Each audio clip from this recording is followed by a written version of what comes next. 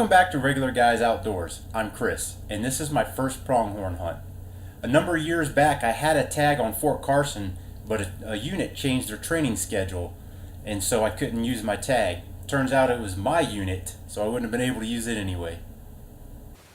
It's opening morning here on this first piece of land. It's on the way out to another piece, so I figured I'd stop, but kind of as suspected, there's at least 4 other people out here, and I can see people on the asphalt road that borders this area kind of going slow, so I think they're also out here. It might be time to move. And so I moved. Right here there's a batch of mule deer, pretty desolate. I'm here doing some glassing off of the top of the truck.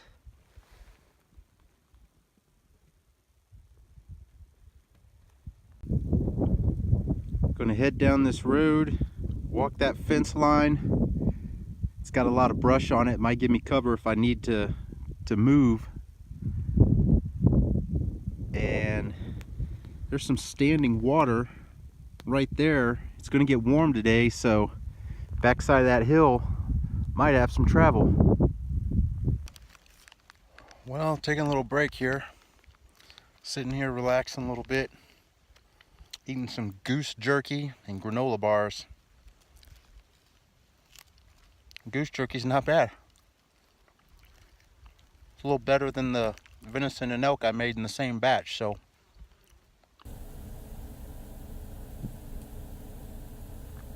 I don't know if this is the world's smallest spike or the world's biggest button buck, but it was cute.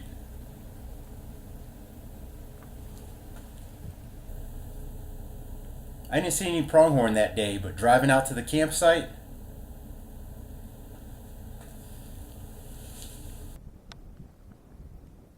well, it's nowhere near my hunting area. There they are. Got our water on for coffee.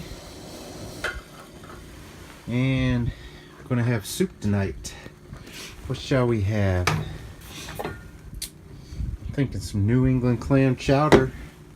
Maybe we'll follow it up with beef pot roast. I don't know. Chicken tortilla? I don't know. There's always next time. Alright, restocking my most favorite packable hunting meal, the double-decker peanut butter and jelly sandwich.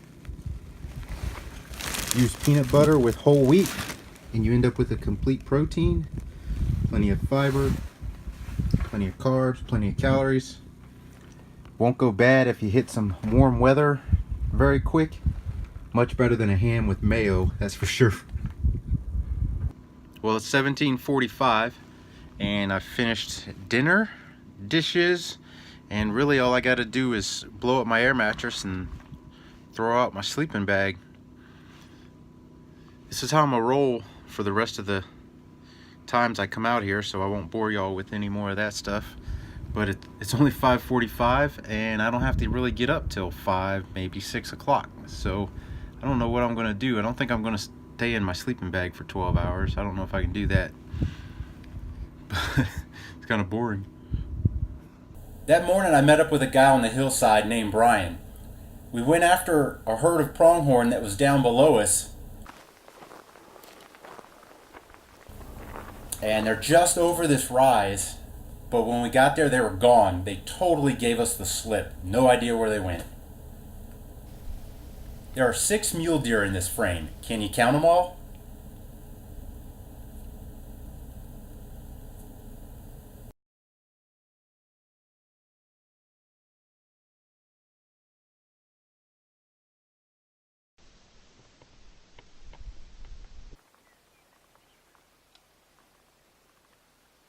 Big, beautiful full moon over the prairie. That next morning, Brian and I are out hunting. We did see a herd. We left the camera and those big binos behind, and we went and made a move on them, but we just could never close the distance. We just could not get inside shooting range.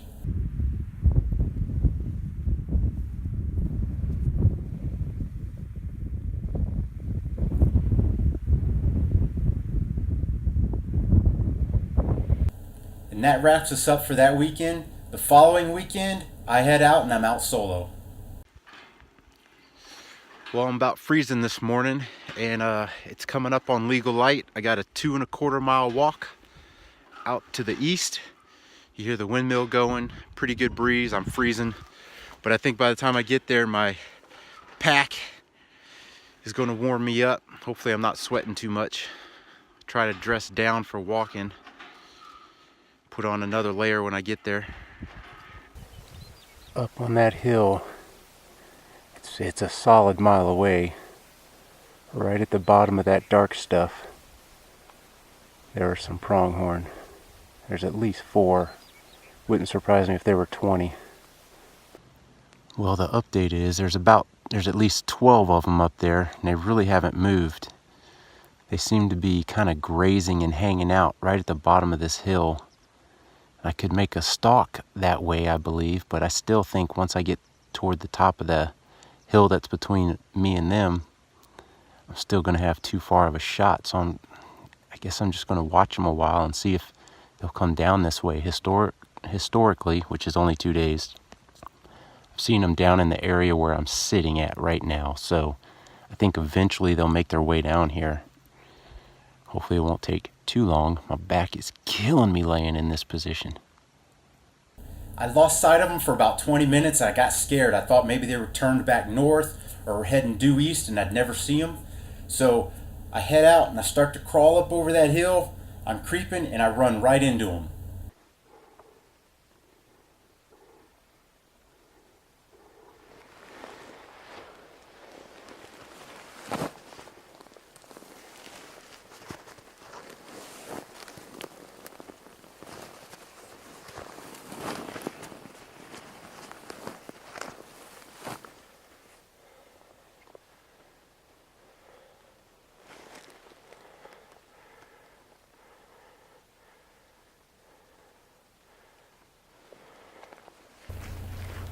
The problem here is that the camera is at about waist height, and when I get down to shoot, all I can see is heads running across the skyline.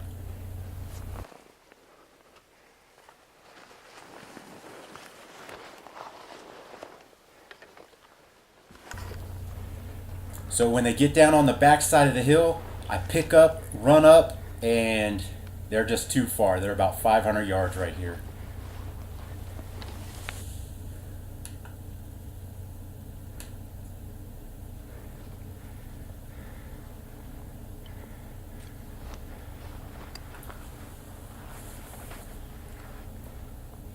And that was that.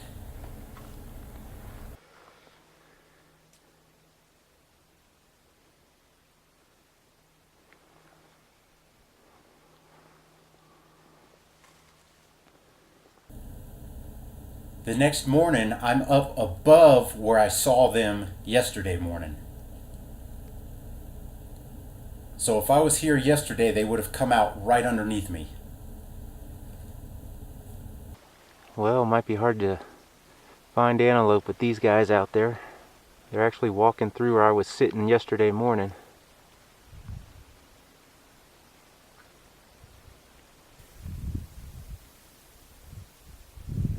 There are 3 coyotes working that hillside over there.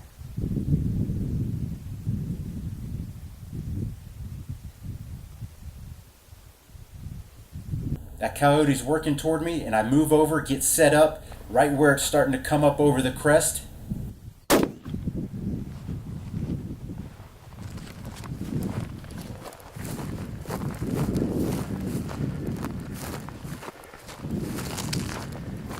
He snuck up on my right.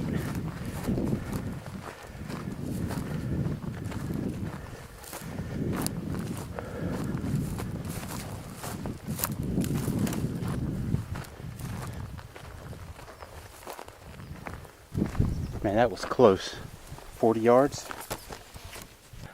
Real good breeze out of the west this morning.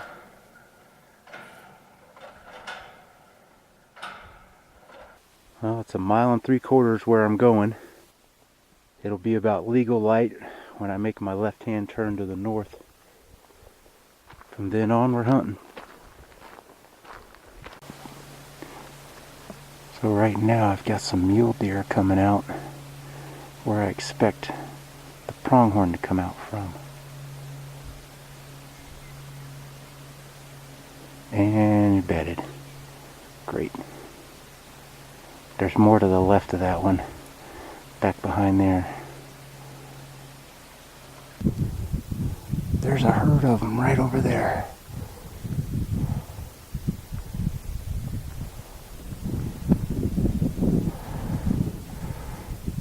Well, let's see what we can do. Eventually I get busted. But they start to hook around to the left, so I go running up, get set up to shoot, and I don't know what sound a pronghorn makes. But I tried to get them to stop. I'm not sure what that was, but they weren't having any of it. Man, I don't know why they just won't stop in range. Well, that was pretty disappointing. There were two groups up there, and so I made a move down and around the low ground, and I thought I wasn't quite to that first group, and what ended up happening was I was looking to my left thinking they were still over there, but they were actually on my right, and they started running well before I saw them. So then the second group, I ran out of terrain. There's no terrain out here. You think you got a hill to go and get up on or use to move, and then when you get there you realize it's just a real slow rolling deal, and I just don't have any terrain. The cactus weren't big enough, and yeah. So up to this point I've logged 37 miles of walking with my pack and gun and camera, and yeah, heading to Eric's right now to go help him move a freezer. So be back at it probably this weekend. I can't believe this happened quick. So this is what happened. I'm sitting there commiserating about how many miles I've walked, about how the terrain's not allowing me to get close, and I'm heading out to Eric's, and I got a buck and two doe pronghorn coming right up the side of the little 2-track. So I just pull over, jump out, pull the gun out from the back, put the magazine in. By the time I hit the bumper, I'm loaded, and they're standing there looking at me. 125 yards maybe? Boom. I don't even know how I feel about that. They came running by. They paused to look. It was a buck and two does. So I made sure I was identified on the right one, and boom, and down she went. I think my shot was a little high. Down she went. The other two ran off. Holy smokes. I'm not sure what I'm saying right here, but I'm pretty happy about my first pronghorn. I had a little bit of mixed feelings about how this went down, but hey, opportunity presents itself in weird ways. I still got to go over to Eric's house and help him move a freezer for our elk and deer meat, and now some pronghorn meat. My first pronghorn. I couldn't be more excited. I got to apologize again for the camera not being on, but hey. You know, some folks, that's how they hunt pronghorn. They just drive around until something makes a mistake. In this case, I was just simply leaving. So that next weekend, what I did was I headed out with Brian so I could just tag along and film.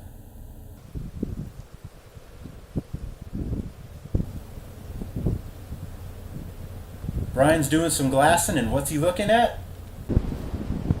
Pronghorn up on the hill. Well, right now we're just going to relax a little, see what the pronghorn are going to do. Not really a way to go stalk them, but probably give it a try after a while if they don't move.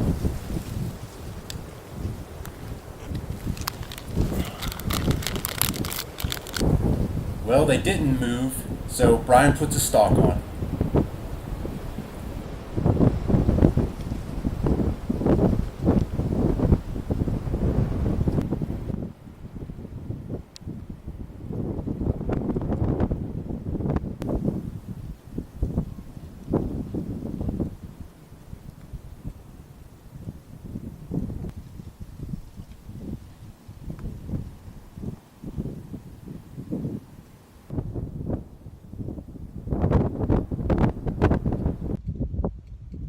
Man, I can't believe it. He made that stalk too. Ran out of public ground. Now watching that go down was an awesome stalk.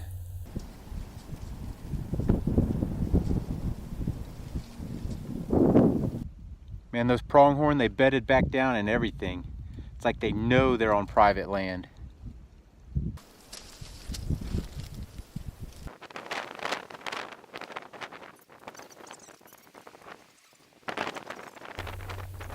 So we regroup, and that's about a wrap for the day.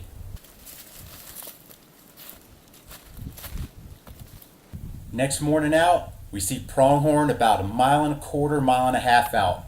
I stay up on the hill, and Brian makes a stalk. He's out there making good progress when these pronghorns start coming right to left in the screen.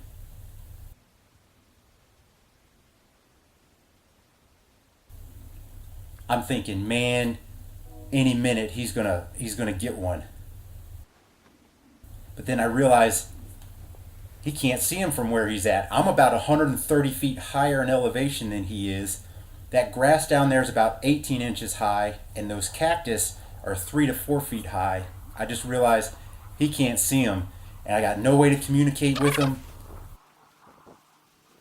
Just takes a slight little bit of roll in that terrain and you just can't see them. They're not that tall of an animal.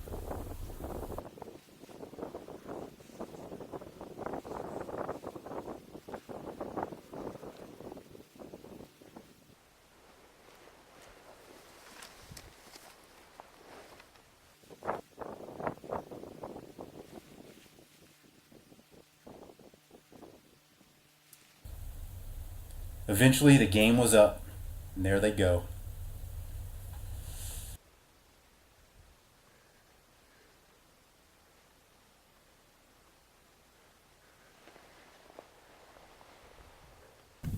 We're about a half mile from the trucks and we spot some more pronghorn. Brian's off again.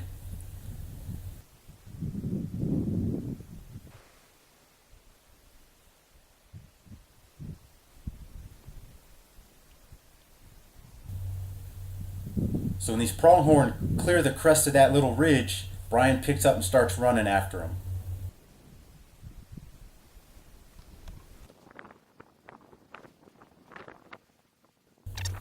I'm hoping he can get a shot when he gets to the top of that hill.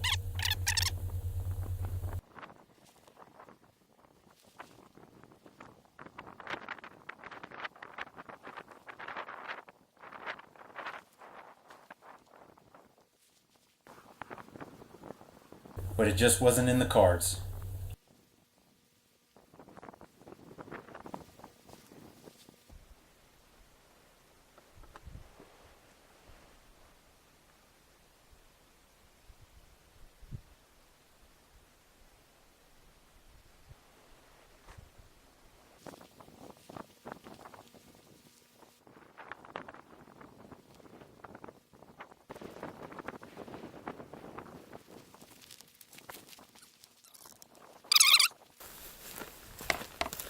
Yeah, when I came up over the hill they were right there, but like if I got down on the sticks I wouldn't have been able to do it, and they were probably about 200 yards. I couldn't shoot freehand that, so I had to get up to the next bush and I couldn't see him when I got to the next bush, and then I spotted him like another 100 yards out.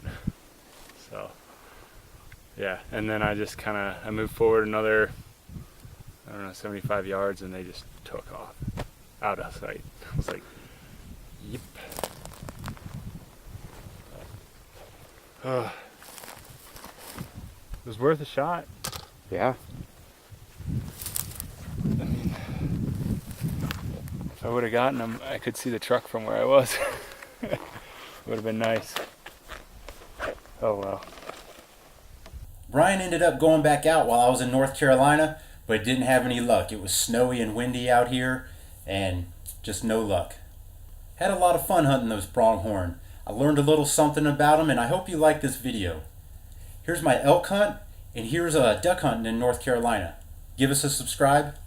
Thanks for watching.